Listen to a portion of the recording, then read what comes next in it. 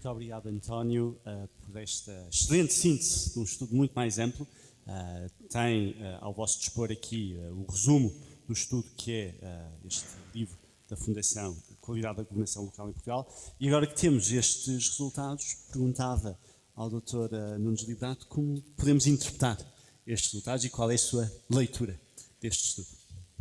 Muito obrigado. Em primeiro lugar, queria cumprimentar a Sra. Presidente da Câmara de Porto Alegre e o Diretor do Gabinete de Estudos da Fundação, os autarcas presentes, agradecer o convite que me foi dirigido para participar neste painel, felicitar os autores por terem desencadeado e executado este estudo. Mas primeiro queria fazer uma declaração de interesses, como é bastante apropriado, dadas as pessoas que estão aqui na mesa. Eu gostava de vos dizer que tive a honra de servir o país como Secretário de Estado da Administração Local durante 7 anos e, portanto, muito do meu pensamento e da minha apreciação decorre dessa experiência e dessa vivência, digamos. E também, atualmente, sou apoiante de uma liderança do PSD que defende arduamente a descentralização do país. Portanto, isso são a minha declaração inicial sobre esta questão. Eu vou procurar fazer 8 reflexões sobre 8 temas que me pareceram interessantes, de uma forma muito sintética, de um caso ao outro, podendo rear um bocadinho a polémica, mas julgo que é o que se pretende neste debate, é haver um pouco de debate sobre as coisas. A primeira reflexão é que saúdo muito efusivamente o se ter feito esse estudo. Acho que é muitíssimo importante o trabalho que foi feito, extremamente pormenorizado, em matérias que todos nós que vivemos no mundo das autarquias temos opiniões, mas temos opiniões da nossa própria reflexão, mas também de uma forma pouco apoiada, pouco científica. E, portanto, o trazer ao debate um estudo tão pormenorizado, tão baseado em informação, eu acho que é de uma importância enorme para que se possam basear as opiniões que cada um tem e que podem ser distintas daquelas que são feitas das conclusões a que chega o estudo. Eu próprio tive alguma experiência nestas matérias quando, no final dos anos 80, tinha que preparar para o Orçamento de Estado as verbas para as autarquias do Fundo de Equilíbrio Financeiro.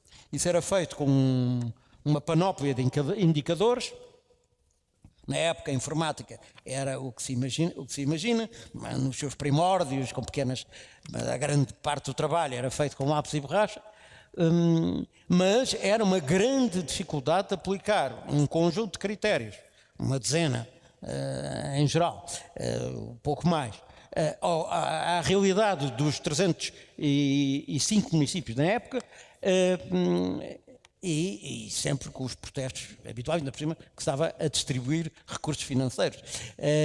Portanto, avalio bem o que é a dificuldade de fazer este trabalho. Eu acho que está muito bem conseguido, evidentemente que os resultados depois são objeto da discussão que é necessária nestes casos. A segunda reflexão era sobre o associativismo municipal. Foi mencionado nas conclusões, foi verificado que, em alguns casos dos municípios, até estudados mais profundamente, não há referência nenhuma, sequer, ao associativismo municipal, e eu acho que é uma carência enorme que existe em Portugal. Os municípios têm de se entender.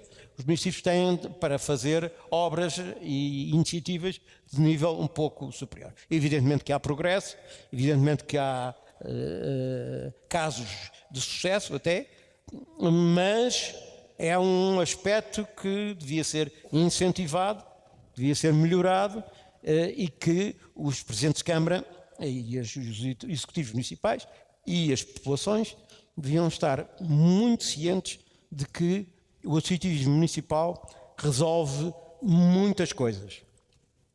Também não é o foco essencial deste estudo, mas também nas áreas metropolitanas, o robustecimento das áreas metropolitanas também é um ponto muito importante da governação das autarquias locais em Portugal. A terceira reflexão é que penso que a qualidade da governação, ou seja, o tema do nosso que nos traz aqui neste momento, tem melhorado em Portugal. E por isso, quando esta questão surge no debate político, nomeadamente no debate desta manhã, fora desta sala, surge uma situação, digamos, de debate dramático sobre as coisas. Eu penso que a qualidade da governação nas autarquias locais tem melhorado substancialmente. Não quer dizer que tudo seja por mérito dos senhores autarcas. Há as realidades da vida, há a internet, há os sites dos municípios. Nada disto, evidentemente, existia há 30 anos. E se nós compararmos o que era a realidade da governação das autarquias locais há 30 anos e a que é hoje, é indiscutível um progresso fantástico.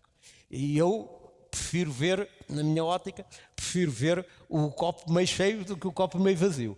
E portanto, é esse testemunho que eu vos queria transmitir. E já agora, seria interessante o estudo adquirir uma dimensão no tempo e, porventura, daqui a 4 anos, fazer-se novo estudo e verificar-se como é que as coisas evoluíram, nomeadamente com a mesma metodologia, para ver se houve progresso, e eu espero bem que sim, faço muitos votos que sim, e estou crente que sim. A questão essencial é sempre melhorar a nossa prestação neste tipo de assuntos. E a propósito, também queria dizer que a generalidade dos autarcas portugueses merecem, evidentemente, do meu ponto de vista, a nossa homenagem pelo trabalho extraordinário que têm feito. Eu acho que as autarquias locais e o país têm beneficiado enormemente da contribuição dos autarcas portugueses no desenvolvimento do país. Viu-se da recente crise económica e financeira que o país atravessou, que os autarcas tiveram um papel muito relevante na sustentação do país em situação muito, muito difícil. Uma outra reflexão é sobre os direitos da oposição nas câmaras municipais e nas autarquias locais. Existem algumas regras, evidentemente, mas eu acho que é preciso, sobretudo, cumpri-las. Mas também, de alguma forma, robustecê-las. A oposição desempenha, em Portugal, em geral, não é muito considerada a atitude da oposição. E em geral, vê-se, há uma tendência a ver quem está no poder com uma certa reverência, digamos. O estatuto da oposição é uma coisa muito importante. Uma pessoa pode servir o país na oposição, tal como pode servir no governo. Nas autarquias, pode servir a oposição de uma forma igualmente positiva para o Conselho. Em Portugal já existe uma circunstância que não é de menosprezar na participação da oposição na vida da autarquia, que é o facto de estar presente no órgão autárquico, no executivo, o que não é muito frequente noutros países. Mas há coisas que têm que ser melhoradas, certamente. Um deles é, por exemplo, os requerimentos da oposição serem respondidos em tempo útil para que se possa fazer uma verdadeira apreciação dos temas em causa. Um outro tema é tudo quanto diz respeito à urbanização, ordenamento do território, onde a oposição são coisas muito objetivas e onde a oposição tem que exercer o seu papel de crítica, de observação, de propostas alternativas. A minha quinta reflexão é o ordenamento do território. É dos pontos, não vi o estudo suficientemente desenvolvido nesse ponto, do meu ponto de vista. As questões urbanísticas, a questão dos planos, é um tema, para mim, completamente crucial. Aliás, na minha função governativa, associei as duas áreas. É essencial para a qualidade da governação das autarquias locais. É um campo particularmente interessante para suscitar a intervenção cívica da pessoa, dos cidadãos, poderem pronunciar-se sobre naquele local deve estar isto ou aquilo, ou de dar as suas contribuições para um correto ordenamento do território. Mas, por outro lado, é uma das componentes economicamente mais relevantes das autarquias locais e também das mais perigosas no que diz respeito à própria gestão da autarquia. Portanto, a fiscalização, a participação são particularmente bem-vindas nesse campo do ordenamento do território. No fundo, como sabem, decidir-se naquele terreno se constrói um edifício de não sei quantos andares ou se faz um jardim, tem as suas consequências para o proprietário e portanto, estas decisões que se tomavam, desculpem voltar à minha experiência, mas que se tomavam até ao final dos anos 80 de forma completamente casuística. Uma das batalhas que tive foi dos planos diretores municipais. Quando eu tomei posse, havia um município, que era Évora, que tinha um plano diretor municipal e que, aliás, a administração central teimava em não reconhecer e, portanto, a obrigar os municípios todos a terem um plano diretor municipal, que era o mínimo dos mínimos que se podia exigir num país moderno.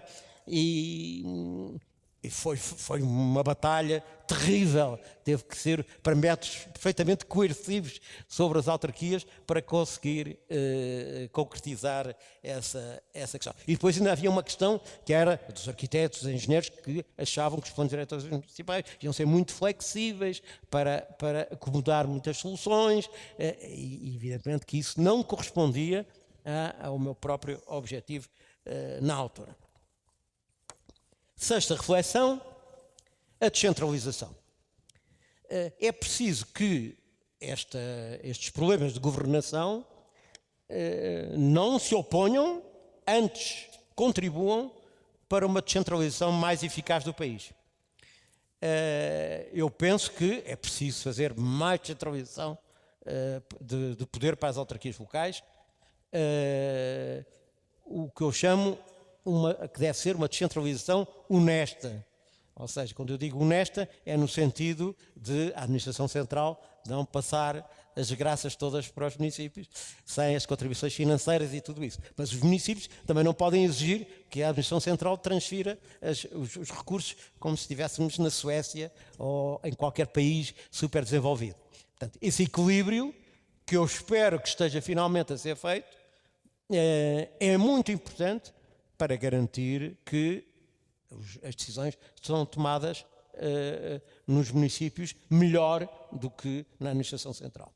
E eu penso que é possível conseguir que essas decisões não só sejam melhores, mas mesmo do ponto de vista da qualidade da decisão, eu não tenho a impressão que a administração central possa tomar decisões eticamente mais corretas do que nas autarquias locais. A sétima. A sétima reflexão é a cultura da responsabilidade. Em Portugal, a cultura da responsabilidade não é nada brilhante. E aí distinguimos negativamente de outros países. O determinar claramente quem é responsável por quê. E eu penso que na qualidade da governação isso é um ponto muito relevante. Nós vemos nas catástrofes que acontecem, vemos em muitas situações que, no fundo, quem é o responsável? Encontramos uma miríade de intervenções, e isto não é só nas autarquias locais, na administração central é exatamente a mesma coisa.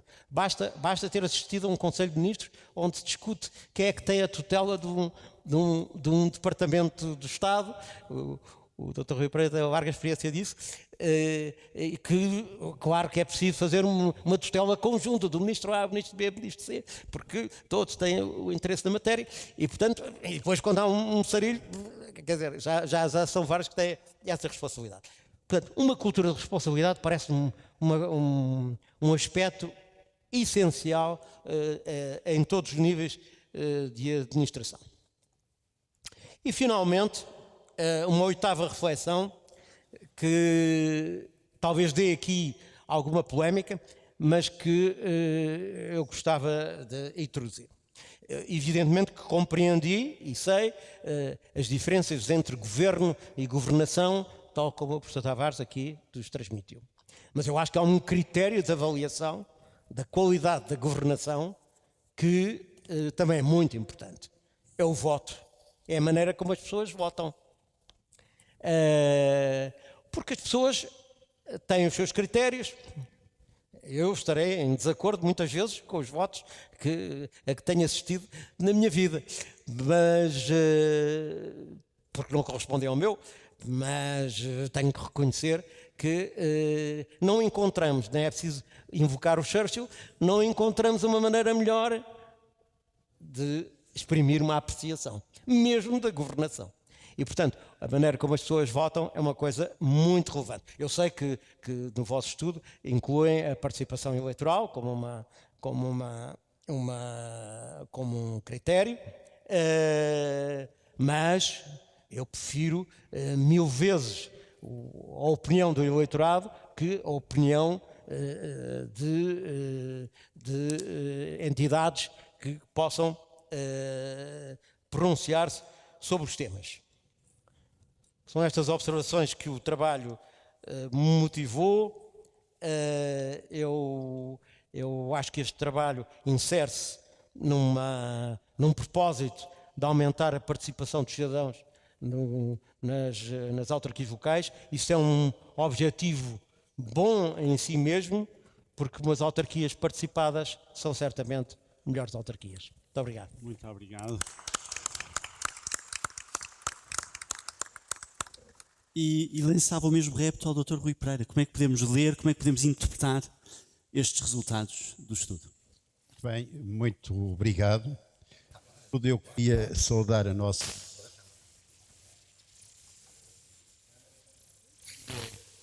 ser o felicitar os autores deste estudo tão necessário, tão útil, tão atual, bem como a Fundação dos Santos por ter apoiado este esforço. E queria dirigir uma saudação geral aos ilustres participantes e convidados para esta sessão. Eu também posso fazer uma curta declaração de interesses.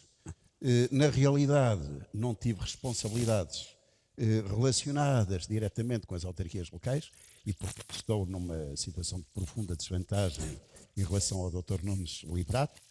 A intervenção dele, de qualquer maneira, facilitou-me a vida, porque tirou responsabilidade de cima. A recensão que fez, muito completa, muito exaustiva, permite-me funcionar mais como franco atirador.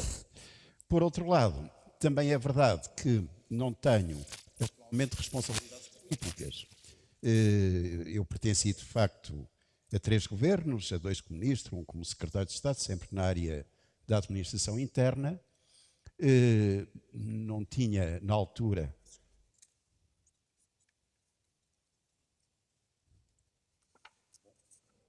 já devo ter dito qualquer coisa errada.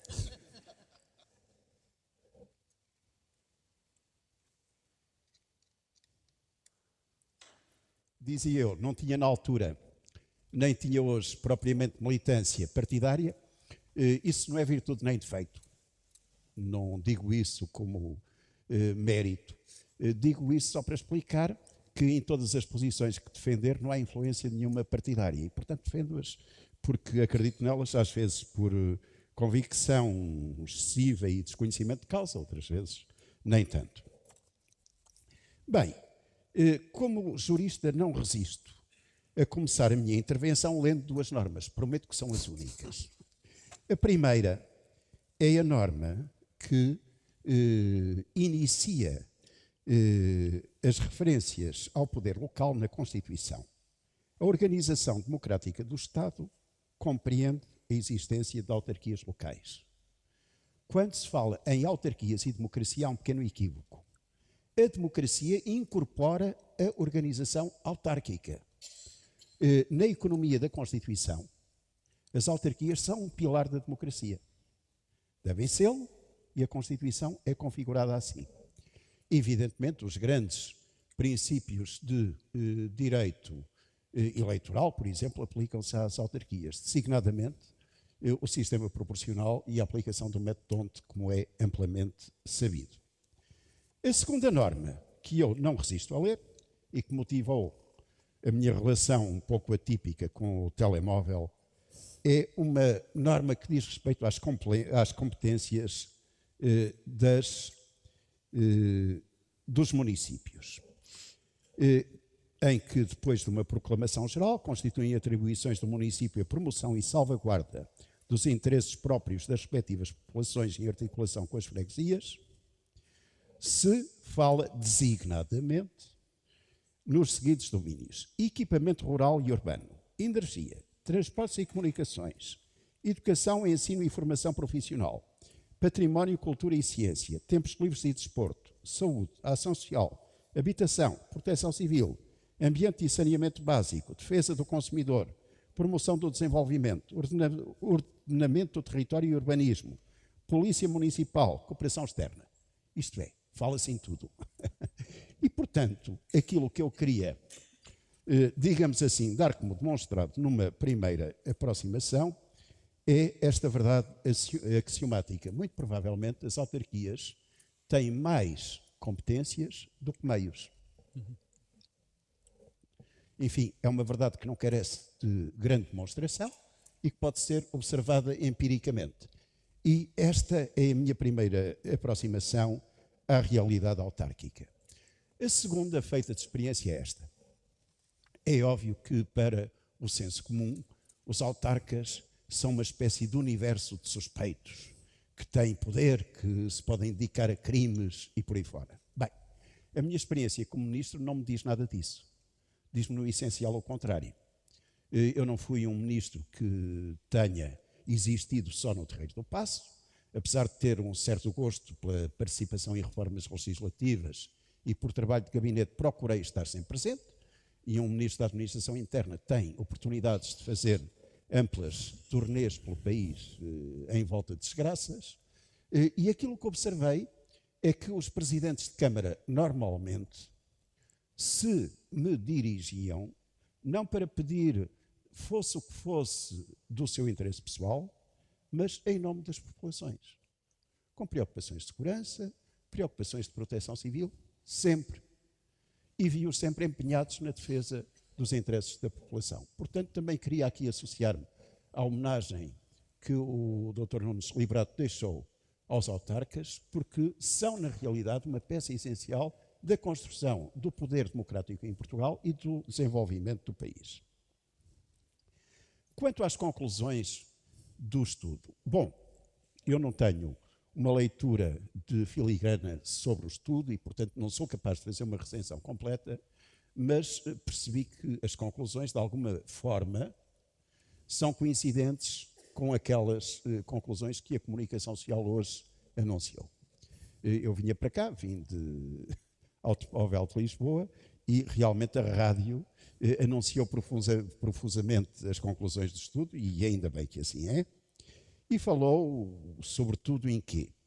Falou na concentração de poderes, na falta de fiscalização, falta de transparência, na questão dos ajustes diretos que na realidade nós estávamos aqui a falar antes da conferência, não são propriamente ajustes diretos. São concursos limitados, com consulta a 3 entidades. E, portanto, a ideia de ajuste direto pode ser interpretada de forma equivocada quando aplicada a esta realidade, mas, portanto, falou-se de tudo isso num tom evidentemente crítico. E, se me permitem, eu gastaria um pouco do meu tempo para tentar explicar que este retrato tem causas históricas, circunstanciais, políticas, mas também tem causas ontológicas relacionadas com a natureza das coisas. E vão-me perdoar que cite um precursor da Revolução Francesa, exatamente Montesquieu, dos precursores da Revolução Francesa, o que está na base do pensamento liberal moderno, que escreveu um livro, justamente célebre, chamado Sobre o Espírito das Leis, de l'Esprit des Lois. Bom, Montesquieu, para escrever o livro, baseou sobretudo na realidade inglesa, que admirava, porque na Inglaterra a Constituição começou com uma lei de 1215, com a Magna Carta, no fundo, e Montesquieu responde a uma pergunta muito interessante, que é esta: como se pode limitar o poder do Estado?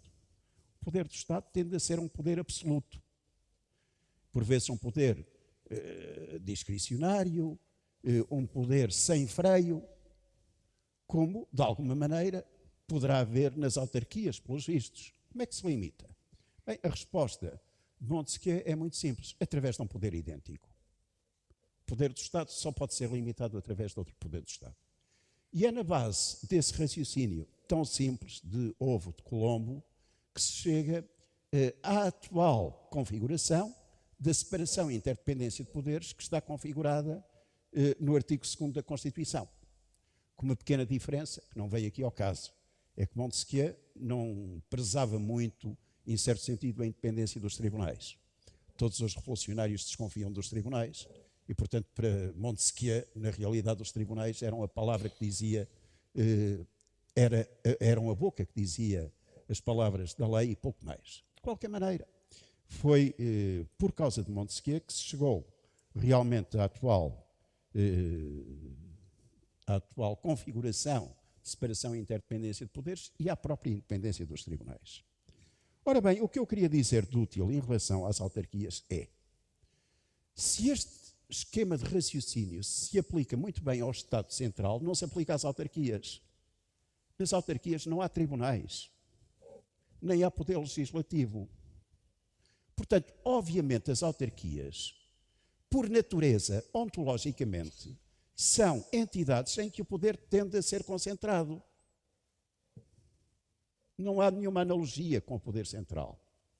O poder central desdobra-se em executivo, legislativo e judicial. As autarquias, por natureza e definição, não podem ser desdobradas assim. E por isso o poder tende a concentrar-se. E obviamente tende a concentrar-se tanto mais quanto menos dimensão as autarquias tiverem. É uma lei da vida.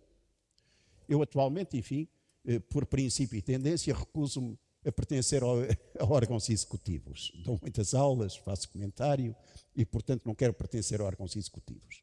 Mas, enfim, pertenço a alguns órgãos não executivos de algumas entidades. Por exemplo, uma Assembleia Municipal de uma... à mesa da Assembleia Geral de uma associação humanitária, ao Conselho Fiscal de um clube, do Benfica, enfim, não levem a mal os sportinguistas e portistas da Fundação Benfica, e ao Conselho de Escola, sou presidente do Conselho de Escola do meu Instituto do ISCSP. Mas verifico em todas essas instituições que há uma grande tendência para a concentração de poderes. O esquema que vinga numa corporação de bombeiros, num clube, até hoje, muito mais do que no passado, por causa das exigências gestionárias e orçamentais na universidade, é sempre um esquema presidencialista. Muito mais presidencialista do que o esquema do Estado, porque nós temos um sistema político semipresidencial, que é uma síntese de duas experiências que não deram muito bom resultado do passado da República, que é a experiência confusa parlamentar da Primeira República e a experiência autocrática da Segunda República, digamos assim, enfim, de presidencialismo de primeiro-ministro, presidente do Conselho de Ministros. Ora bem, portanto, o que eu quero dizer com tudo isto, e deixo apenas essa reflexão, é que não é propriamente apenas por razões históricas, por razões políticas, por má vontade dos agentes políticos, que há esses pecadilhos na organização das autarquias. O esquema essencial da separação de poderes, da separação e interdependência de poderes, é inaplicável às autarquias. Pois está claro que as autarquias também são sujeitas à fiscalização dos tribunais, do Tribunal de Contas aos outros tribunais todos. Mas não é uma fiscalização com o nível da administração central. Bom, voltando ainda a essa conclusão do estudo, que me parece essencial, de a escala municipal ser uma escala pequena, eu diria que a posso corroborar com a minha atividade pública. Reparem, quando, antes de ser ministro, fui secretário de Estado num governo, celebrei vários contratos na altura para a criação de polícias municipais. Os presidentes de Câmara estavam todos entusiasmados. Enfim, na visão mais crítica, havia quem dissesse que eles queriam uma espécie de xerifes para rivalizar com a autoridade do Estado. Bom, mas rapidamente se desiludiram, porque na maioria dos casos, na grande maioria dos casos, as autarquias não têm escala para criar uma polícia municipal. Por exemplo, eu pensei muitas vezes, se houvesse possibilidade de criar uma polícia intermunicipal, talvez uma polícia intermunicipal no Algarve tivesse sentido. Agora, criar pequenas polícias municipais extremamente dispendiosas e ineficazes não faz sentido nenhum. E o mesmo se diga, por exemplo, da própria segurança rodoviária. A segurança rodoviária tem de ser desenhada em autoestradas. As autoestradas, que eu saiba, não são municipais. Atravessam os municípios. Ou nos focos florestais. Eu andei muito pelo país quando havia grandes focos florestais. O problema dos focos florestais, obviamente, não é um problema de municípios. É um problema intermunicipal. Os grandes focos florestais atravessam municípios. Bem, de antes, tudo isto, pelo menos na perspectiva do Ministério da Administração Interna, podia ser um pouco mitigado pela existência de governadores civis, que eram uma espécie de núncios de ligação política do poder central às autarquias, que foram exterminados em má hora, diga-se de passagem. Nunca compreendi, realmente parece que ninguém tem saudades, mas eu, se fosse Ministro da Administração Interna, gostaria hoje de ter governadores civis novamente. Aliás, reparem, o mais irónico de tudo isto é que foi extinto o que interessava, e foi mantido o que não interessava.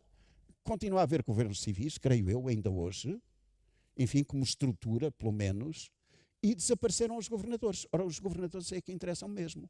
Como elo de ligação, por exemplo, na proteção civil, é completamente absurdo supor que os comandantes distritais, os chamados CODIs, podem fazer articulação política com os presidentes da Câmara. Isso é falso, não fazem. É óbvio que não fazem porque situam um nível puramente técnico. Bem, última palavra. É para dizer que sou um adepto desde sempre da regionalização. E acho que o problema da escala e alguns problemas, e claro que isto não é a panaceia geral, não resolve tudo, mas acho que o programa constitucional está por cumprir em matéria de autarquias enquanto não forem criadas as regiões no continente. A propósito das regiões no continente, há sempre uma grande confusão que atinge uma parte significativa do eleitorado. Claro que as pessoas que aqui estão sabem no essencial isso, mas eu recordo o óbvio. Regiões político-administrativas só há e só haverá nos Açores e na Madeira. Portanto, todos sabem isso. No continente não se trata de criar regiões político-administrativas, mas apenas regiões administrativas, que são uma espécie de super-autarquias. Argumentário contra a unidade do Estado. Não é verdade que a unidade do Estado possa ser posta em causa pela criação de uma região administrativa do Algarve, ou por uma região administrativa de Trás-os-Montes, deixem que falo das minhas raízes, ou por uma região administrativa qualquer. Não creio que isso aconteça. Mesmo a criação das regiões político-administrativas não veio pôr em causa a unidade do Estado. Foi, isso sim, uma forma de combater a desagregação do Estado, em certo sentido. Porque, a seguir à Revolução e durante o pré, como é sabido, houve problemas de coesão nacional com as regiões autónomas e a resposta constitucional de dar autonomia regional, em termos políticos, foi, de certo modo, um caminho para a manutenção da coesão nacional. Portanto, longe de mim acreditar que a criação de regiões administrativas ponha em causa a coesão nacional. Por outro lado, aquele argumento de que, enfim, que é utilizado muitas vezes na linguagem mais corrente, de que se trata de criar mais prebendas para a chamada classe política e coisa semelhante, é um argumento que não colhe.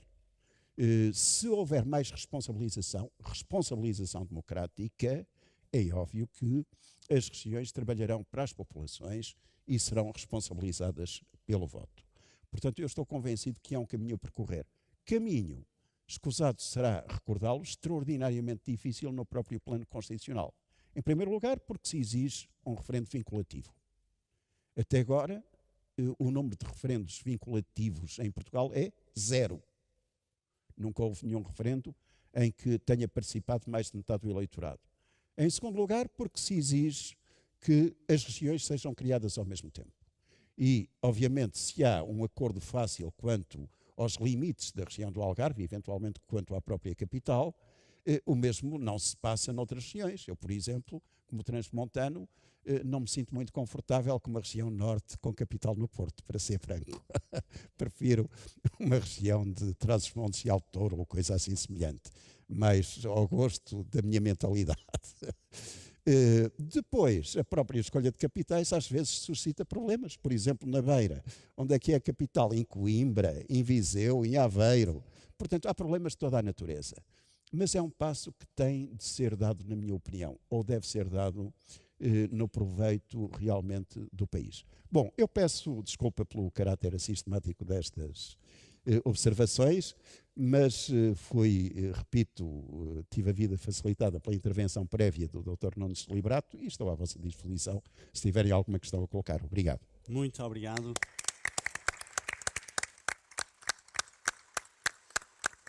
Muito obrigado. E de um transmontano passava a palavra para outro transmontano, o professor Luís de Sousa, um dos coordenadores deste estudo, para uma reação a estes comentários, que eu pedia para ser breve, para depois também podermos abrir o debate aqui à nossa audiência. A audiência que também, devo salientar, está a acompanhar via streaming no site da Fundação Francisco Melo dos Santos. Luís. Obrigado, Carlos. Transmontano por adoção, mas com muito orgulho também. Aliás, concordo com a questão da capital do Norte.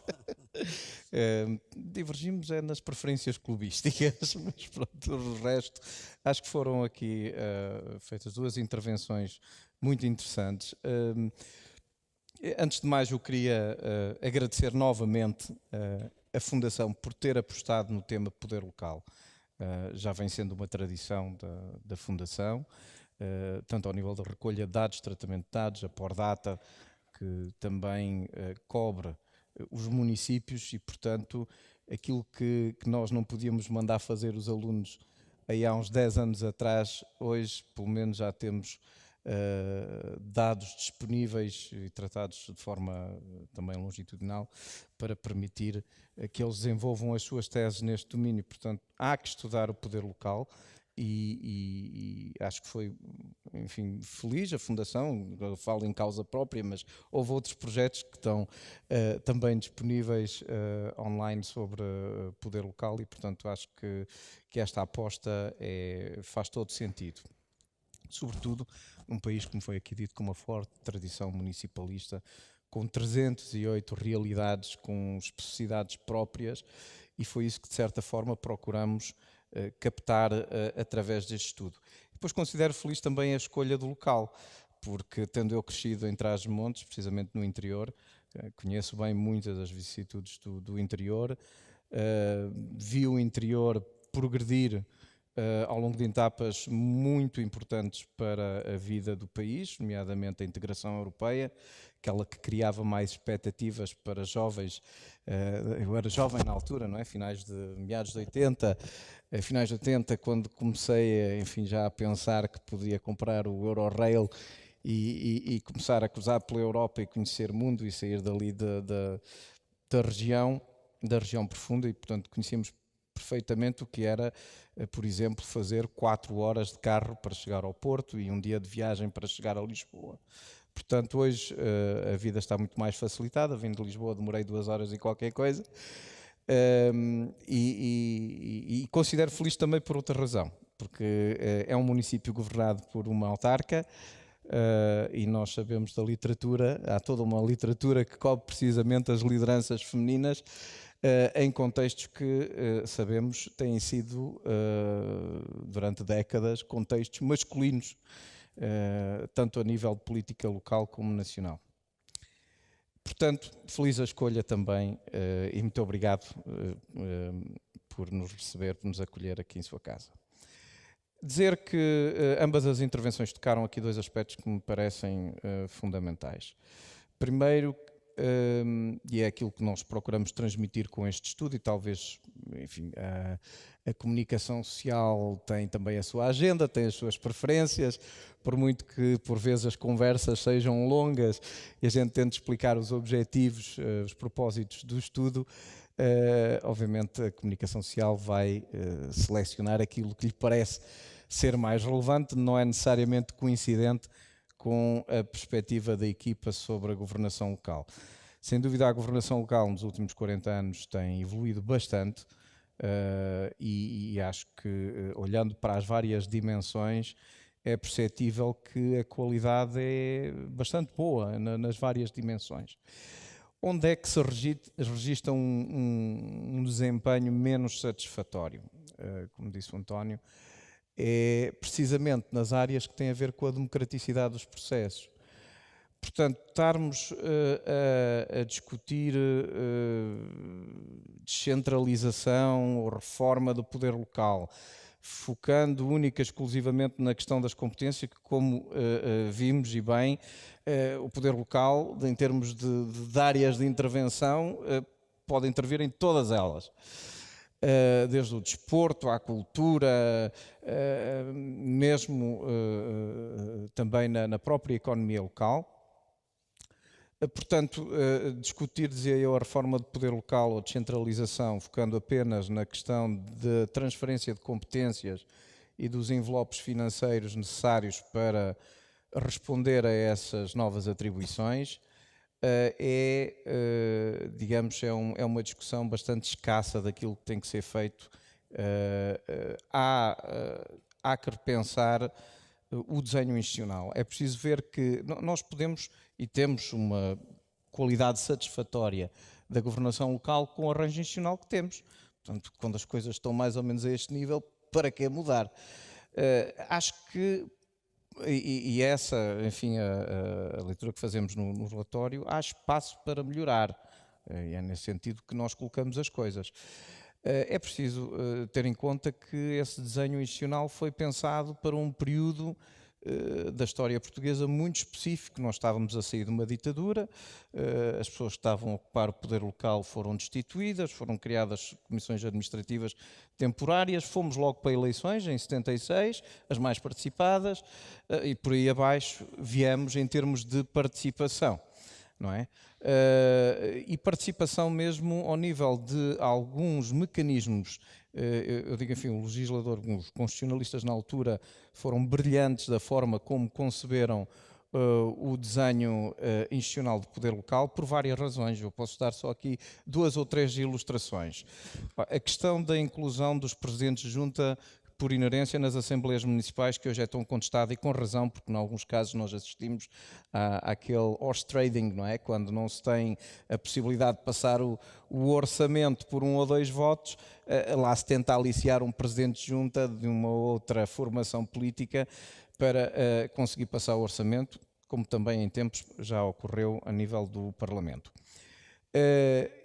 Portanto, nós podíamos questionar, bom, mas o que é que fazem lá? Então eles votam em causa própria, tem-se até discutido uma participação sem direito de voto, ou eventualmente criar uma espécie de segunda Câmara com apenas um propósito consultivo em matérias que digam respeito ao nível inframunicipal. Mas estavam lá por uma razão muito simples, é que havia uma desconfiança de que, se o poder fosse tomado por uma determinada formação partidária, uma junta de freguesia que fosse de uma formação minoritária poderia ficar pura e simplesmente excluída da governação local, sem voz, etc. E, portanto, foi essa a razão de estar lá. A questão da participação dos cidadãos nas assembleias municipais antes e depois da ordem do dia. Gostaríamos que participassem mais, é verdade, mas também as assembleias municipais, a maioria delas decorre durante o período laboral e as pessoas têm dificuldade em justificar a ausência para se deslocar lá. Mesmo assim, costumam ir. Eu agora falo-vos também com uma experiência da autarca, também estive numa assembleia municipal, também observei um pouco o que é que acontecia. E na minha assembleia, o que acontecia é que as pessoas, quando se dirigiam para interpelar o executivo, já não iam muito bem dispostas. É porque já se tinham esgotado todos os outros mecanismos de contacto direto que a democracia de proximidade, que é o poder local, possibilita, de se bater à porta do senhor vereador, de perguntar como é que vai a minha situação, o meu problema, já resolveram, não resolveram. Portanto, portas fechadas, o que acontece é que o cidadão, por último recurso, e não como primeira etapa, dirige-se à Assembleia Municipal. Enfim, já azedo com aquela história, obviamente, como podem imaginar, não será das melhores intervenções. A participação das associações é muito limitada também porque o tecido de associativismo ainda é muito limitado, sobretudo nas zonas do interior. E, portanto, desse ponto de vista, há mecanismos que foram pensados e bem pensados na altura. A lógica desta possibilidade de intervir nas assembleias municipais sem haver um filtro dos partidos e de poder interpelar através da mesa o Presidente da Câmara, o órgão executivo, que é um órgão convidado da Assembleia Municipal, foi feito precisamente porque também havia o receio de às vezes não se dar voz a situações graves que estavam a acontecer na comunidade e estas pessoas serem completamente ostracizadas, etc. Pronto, isto não quer dizer que estas foram as boas intenções, digamos, dos constitucionalistas, não quer dizer que isto depois na prática esteja a resultar. Portanto, há que pensar toda uma série de questões, inclusive a questão da separação de poderes e da concentração de poderes. É muito da nossa tradição, digamos assim, napoleónica da organização da administração. Nós não somos muito propensos à colegialidade. A colegialidade consegue-se lá fora noutros modelos de poder local e, portanto, estou em crer que também não é impossível no caso português, porque as coisas estão a mudar e creio estão a mudar até para melhor. Separação de poderes há alguma, mas mesmo aí o desenho institucional também cria as suas disfunções. Isto tem implicações a nível da qualidade da governação local. Nós temos um órgão executivo que na realidade é executivo e deliberativo. E quando as principais decisões vêm à Assembleia Municipal é já só para quase tomada de conhecimento, não é? Porque a decisão já está mais que tomada e, portanto, é no fundo ratificar essa decisão. Portanto, valorizar as Assembleias Municipais, mesmo essa reflexão, que muitas das vezes é feita por comparação com o que acontece a nível nacional, do Executivo emanar da formação mais votada para a Assembleia, etc., é preciso encontrar, porque eu concordo plenamente, as coisas não são comparáveis nesses termos, na questão dos tribunais, não haver um tribunal constitucional, um presidente que faça enfim, que crie uma garantia adicional. Portanto, mesmo assim, volto ao mesmo, acho que o relatório demonstra, e o estudo demonstra, nestas várias dimensões, nos 22 indicadores, que indicadores que estão, de facto, associados à democraticidade dos processos, responsabilização, participação dos cidadãos, etc., precisam de ser reforçados e, portanto, há espaço para melhorias. Muito obrigado, Luís.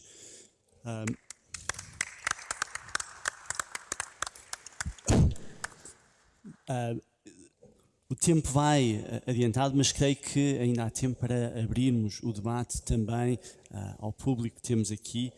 Eu iria recolher 2, 3 questões, temos que terminar até às 13, e pedia aos intervenientes 2 coisas. A primeira é para se levantarem e a segunda é para se identificarem. Isto porquê? Porque, como referi, esta sessão está a ser transmitida também em streaming no site da Fundação, e se não se levantarem e não se identificarem, torna-se difícil para quem está a assistir este debate online poder acompanhar o debate. E, portanto, há um microfone, creio eu, que está disponível ali, e aceitamos inscrições para intervir no debate. Okay? Temos aqui uma. E pedia para serem, por favor, breves e colocarem questões concretas.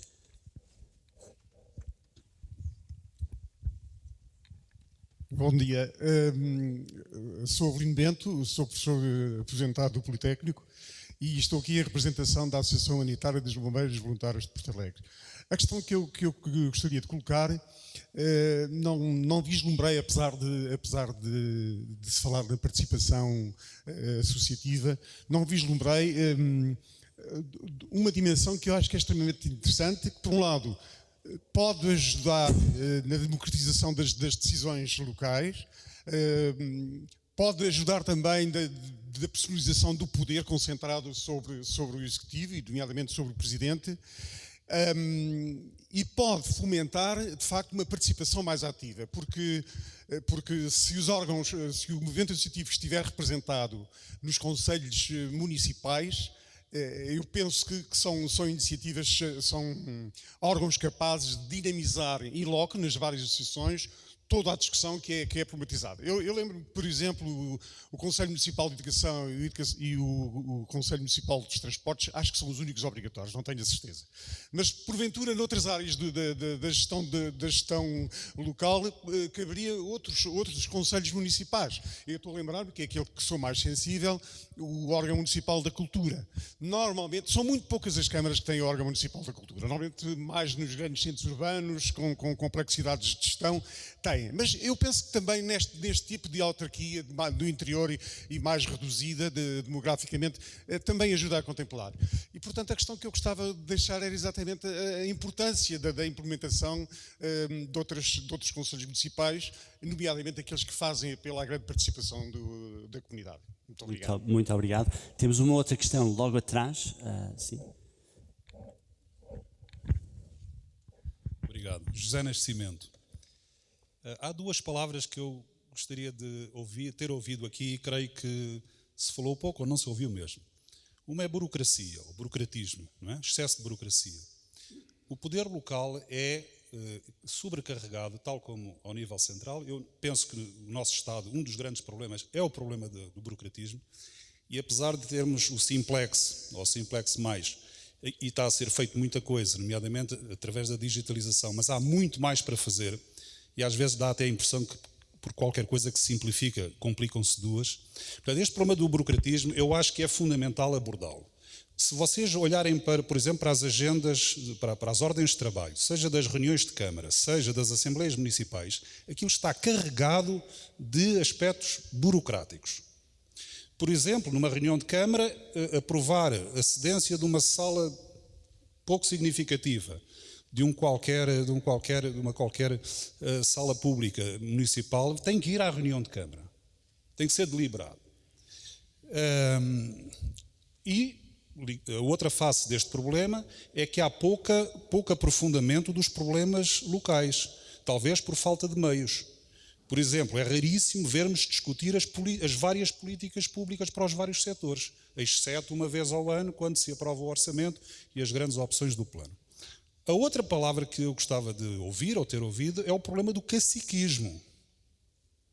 E não é um problema meramente de participação democrática ou de ética democrática, é um problema de desenvolvimento. Algumas realidades que eu conheço é o problema do caciquismo, é o problema do controlo, da influência sobre todos os pequenos poderes ao nível municipal, que impede o desenvolvimento, porque impede a livre opinião, impede a criatividade e a participação das pessoas. Obrigado. Muito obrigado. O tempo, infelizmente, escasseia e para dar margem para responder a estas duas questões muito interessantes, eu passaria a palavra aqui ao painel. Começaria, talvez, pelo António, para reagir e também para reagir aos comentários do nosso painel, que não teve a oportunidade de reagir, e depois ao Luís de Sousa e depois ao nosso painel. Muito obrigado. Bom, eu antes de mais gostaria de agradecer os comentários do Dr. Nunes Liberato e do Dr. Rui Pereira. Só sublinhar 2 ou 3 aspectos das intervenções. O primeiro, relativamente à descentralização. Muitas vezes as pessoas não têm ideia, mas eu gosto de dizer estes números em público. Portugal é um dos países mais centralizados da Europa. Apenas 10% da despesa pública, da totalidade da despesa pública que tem lugar no país, é da responsabilidade dos governos locais. Toda a restante é da administração central. E isso é algo que não é dito o suficiente. E isso, de certo modo, também realça o papel meritório dos governos locais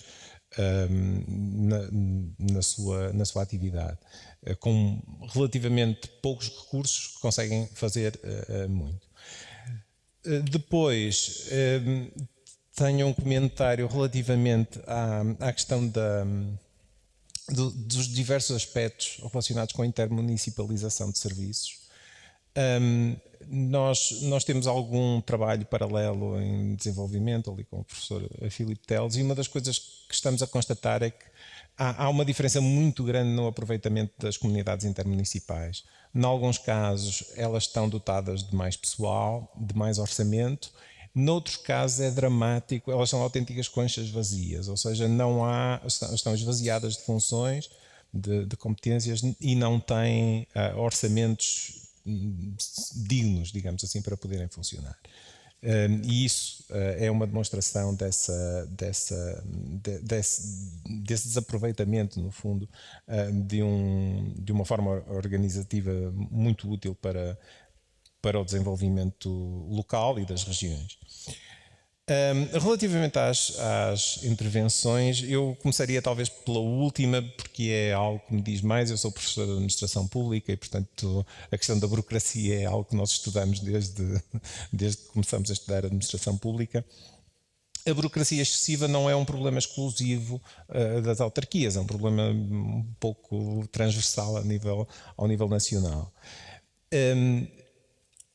Julgo que muitas vezes perdemos a oportunidade de utilizar as novas tecnologias para reduzir a carga burocrática quer sobre os municípios, quer sobre a administração central, porque se duplicam exigências, ou seja, a partir do momento que se opta pela transformação para o digital, o papel deve ser abandonado. Idealmente deve ser abandonado. E isso acontece em algumas organizações. A Universidade de Minho tem feito um esforço nesse sentido e o papel tem sido praticamente abandonado. Mas há sempre uma tendência para pedir o papel e a assinatura em papel e não a assinatura digital, como muito frequentemente acontece. Relativamente ao caciquismo, isto é mais ali a especialidade do professor Luís de Sousa, e eu se calhar passava-lhe a bola para responder a essa questão. Relativamente aos conselhos municipais, pois eles são um dos instrumentos, embora nós expressamente não o ligamos nos slides, eles são um dos instrumentos que é realçado como tendo o potencial para aumentar a participação dos cidadãos.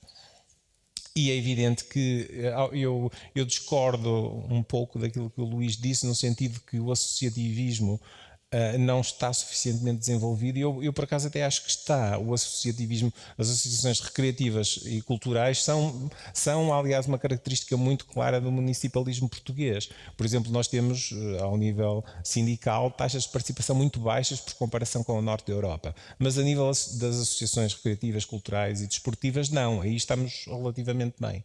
O que temos temos muitas associações, mas a proporção de pessoas da população que está envolvida nas associações é relativamente pequena. E, portanto, depende sempre muito de um conjunto de pessoas que estão, de facto, muito envolvidas, mas a população genericamente mantém-se ausente. E isso provavelmente não é um problema específico da questão do associativismo, é mais um traço cultural que só muda com uma educação cívica de base e que demora. Nós temos, apesar de tudo e historicamente, níveis de literacia relativamente baixos e níveis de participação cívica também relativamente baixos por comparação com outros países, e há ainda um trabalho a desenvolver. Obrigado, António. Luís, queres acrescentar sobre a bola que te foi passada? E se calhar começava pela questão mesmo do associativismo. Sim, disse a questão do associativismo, em termos de criação de associações, enfim, no interior obviamente tem menos do que encontramos nas cidades do litoral, é natural, quer dizer, tem a ver também com outros aspectos, com a dinâmica da economia, com o poder de compra das pessoas, que associações é preciso também, enfim, é preciso, digamos, que uma burguesia para tornar esse setor mais dinâmico. Mas em termos de adesão de pessoas e aquilo que tu contrastaste bem, quer dizer, há associações, mas as pessoas não participam. Então há aqui um déficit de participação, de facto, e agora associo isso à questão que foi levantada do caciquismo, é que muitas dessas associações recebem fundos das câmaras, têm uma existência muito efêmera por um conjunto de pessoas, não se dão ao trabalho sequer de ser abrangentes. Esse problema temos, eu senti-o na minha própria Assembleia Municipal, num dia até em que votamos o regulamento para a atribuição de financiamentos a esse setor. E houve logo nessa mesma Assembleia votado um financiamento ad hoc fora do regulamento. Bom, isto para dizer que relativamente aos conselhos, sim, são interessantes, mas também a experiência me diz, foi das melhores, que há aqui dois problemas. Um tem a ver com o reporte à Assembleia Municipal da atividade desses conselhos. Vezes sem conta, nós constituíamos um conselho, eu perguntava onde é que está o relatório de atividades e um ponto da situação, etc., e não vinha de lá nada. Reuniões, também é preciso pensar algumas regras de deliberação nesses conselhos, porque havia tudo e mais alguma coisa. Havia uns que funcionavam muito bem e que chegavam a tomadas de posição concretas que depois faziam chegar aos órgãos de direito, e outras que eram, enfim, reuniões que não resultavam, que não eram produtivas, basicamente. Questão da burocratização. Eu aqui tenho uma perspectiva contrária. Eu acho que um dos problemas, por exemplo, que vemos nas Assembleias Municipais e na dificuldade, enfim, de serem digamos, um órgão menor do ponto de vista da fiscalização e da sua intervenção nos processos de decisão a nível local, isso ficou constatado nos 4 estudos de caso, só menos no de Mirandela apresentou alguma relevância, porque o anterior presidente da Assembleia Municipal era uma pessoa muito dinâmica e esteve à frente até do movimento associativo dos presidentes das Assembleias Municipais, só por essa razão, mas de facto esse problema de fracos poderes de fiscalização é um problema de institucionalização, não dizia burocratização, mas faz falta à Assembleia ter alguma assessoria técnica, sobretudo quando se trata de discutir as contas e o orçamento. A questão que referiu, o exemplo que referiu de levar à reunião de Câmara coisas tão insignificantes como a disponibilização de um espaço da Câmara para um evento ou coisa do género. Muitas das vezes não têm que ir. Vão porque também os presidentes querem que haja ali uma legitimação coletiva e quer que fique registado em ata que foi atribuído, tal e não sei quantos. E às vezes havia, digamos, o patamar seguinte, que era ainda levar à Assembleia para haver ainda coletivamente outra decisão sobre uma coisa que era realmente insignificante e que deveria estar nas atribuições de um qualquer serviço com um bom regulamento a fazer essa gestão corrente do património. Obrigado, Luís. Dr. Nunes Liberato. Sobre os conselhos municipais, sobre a burocracia, as respostas são esclarecedoras, só gostava de abordar o tema caciquismo.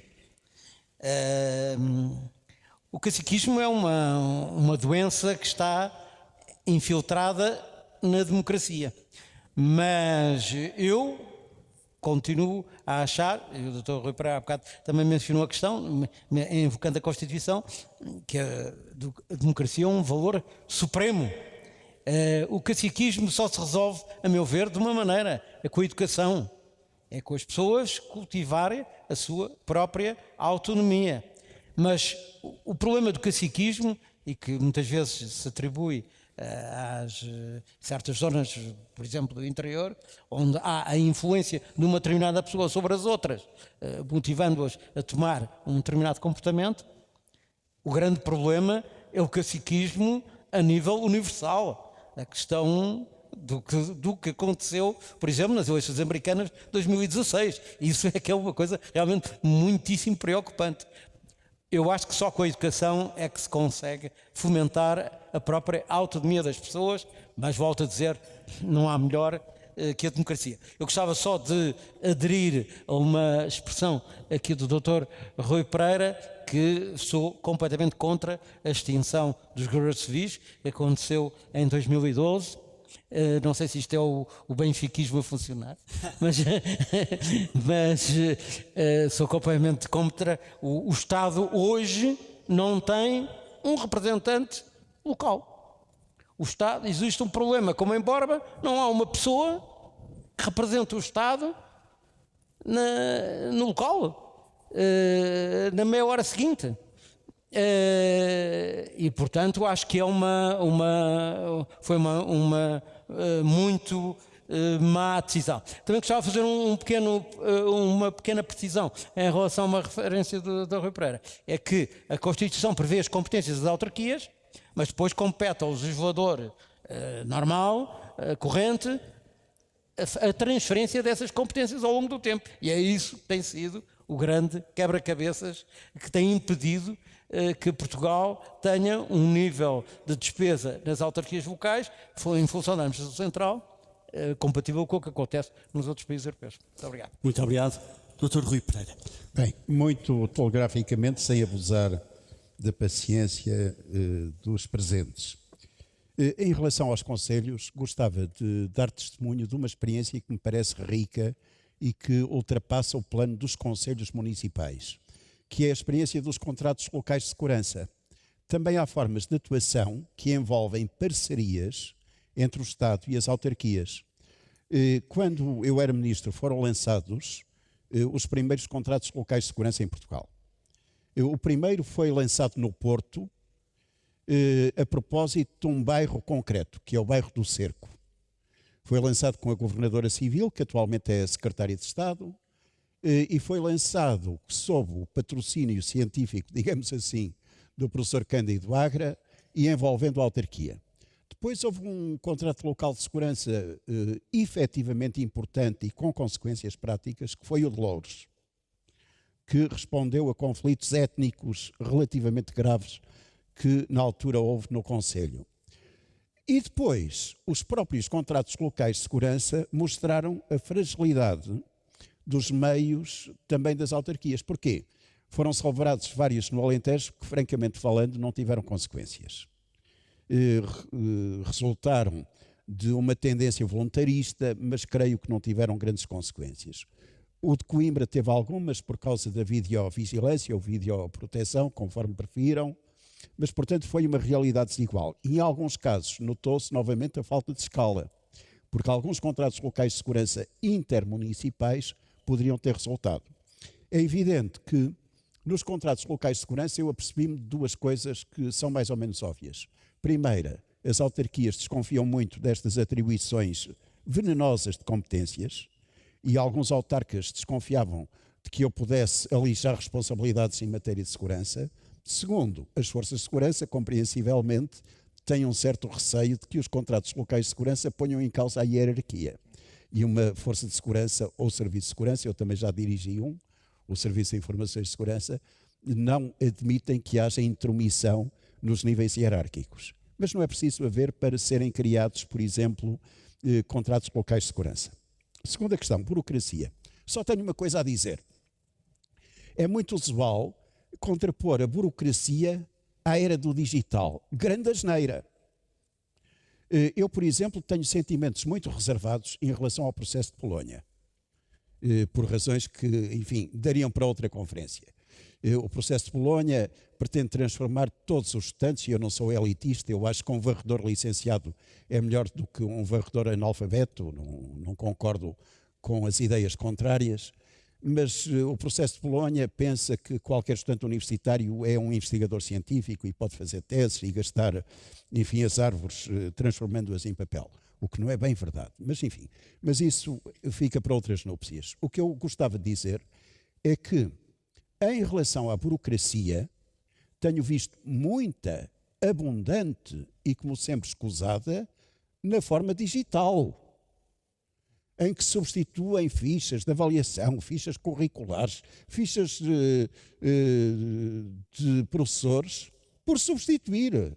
É criado um novo template, é criado isto, é criado aquilo, e há um trabalho absolutamente escusado, burocrático e digital. Portanto, aqueles que pensam que o digital é a forma de ultrapassar a burocracia, desenganem-se. A burocracia continua à espera, tem uma força adaptativa terrível e vai atacar em força, e já está a atacar na era do digital. Em relação ao caciquismo, bem, eu subscrevo o que foi dito. De facto, a única forma que eu conheço de combater o caciquismo é reforçar a democracia, aprofundar a democracia, dar responsabilidade às pessoas, tornar claro que as suas escolhas importam e que influenciam, seja através da democracia representativa a que a Constituição dá prioridade, seja através da própria democracia participativa, influenciam as decisões coletivas. Chamo a atenção para o estado miserável da nossa democracia participativa. Eu há um bocadinho disse isso de passagem. Nós nunca conseguimos fazer um referendo vinculativo. Mesmo em matéria de interrupção voluntária de gravidez, houve tantos debates, não conseguiu haver um referendo deliberativo, vinculativo, perdão. É óbvio que se criou um costume constitucional. Qualquer referendo que hoje seja feito cria uma obrigação no legislador de seguir o resultado. Isso não pode acontecer em matéria de regionalização, porque é a própria Constituição que exige que o referendo seja deliberativo. Mas, por exemplo, deixem que diga, eu em matéria de eutanásia, e tenho sentimentos também muito reservados em relação à legalização de eutanásia, mas em matéria de eutanásia acho que seria de bom tom haver um referendo. Mas isso, enfim, não tem nada a ver agora com o nosso tema. Finalmente, quanto ao associativismo, uma palavra. Bem, há sindicatos e sindicatos. O que não estamos é no século XIX nem no século XX. Por exemplo, à SFIC, o Sindicato da Polícia Judiciária tem mais de 90% de sindicalizações. Os sindicatos de juízes e do Ministério Público, idem aspas. Portanto, o que mudou foi a configuração da representatividade. E não deixa de ser curioso que a representatividade sindical, por exemplo, depende da força que os sindicatos têm, que é notória em alguns casos, juízes, magistrados do Ministério Público, polícias. Noutros casos, leva a uma certa pulverização. É interessante comparar, enfim, para quem se dedique ao tema, a situação sindical na PJ, em que há um só sindicato, ou na PSP, em que há 14 ou 15 sindicatos. Mas ainda há realmente associações representativas e que parecem ser tão mais representativas quanta maior for a importância do setor em que se inserem e maior o nível de alfabetização e de cultura dos associados. Bom, e era tudo. Muito obrigado, Dr. Rui Pereira. A jornada do Poder Local da Fundação prossegue hoje à tarde, às 15 horas, com um debate sobre participação política e eleitoral nos municípios portugueses, um tema que se liga perfeitamente com o desta enriquecedora sessão da manhã sobre a qualidade do poder local e a qualidade da governação do poder local, e eu não resistia a terminar com uma citação de Montesquieu. O Dr. Rui Pereira citou Montesquieu na sua intervenção e eu lembrava uma das citações de Montesquieu, que é: nunca tive desgosto algum que uma hora de leitura não dissipasse. E bem, tem aqui neste livro uma boa leitura por uma hora que vai ajudar a dissipar os desgostos da governação local. Obrigado.